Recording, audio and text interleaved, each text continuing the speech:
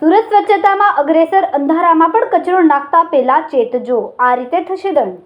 સુરતના પાંડેસરા વિસ્તારમાં અંધારાનો લાભ લઈને ખાડી કિનારે કચરો નાખતા લોકોને હવે સાવધાન થવાની જરૂર છે.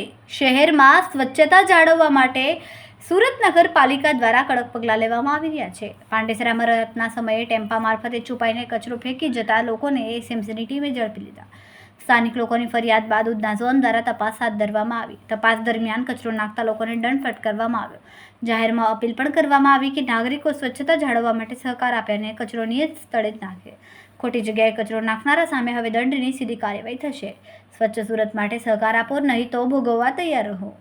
કેમેરામેન સેનિલ વિરાણી સાથે વિશાલ છેઠા, માનવ પ્રભા ન્યૂઝ, સુરત. અમારા વિડિયોની નવી અપડેટ મેળવવા માટે સબસ્ક્રાઇબ કરો માનવ પ્રભા ન્યૂઝ ચેનલને. બેલ આઇકન ક્લિક કરો લેટેસ્ટ વિડિયો સૌથી પહેલા મેળવવા માટે.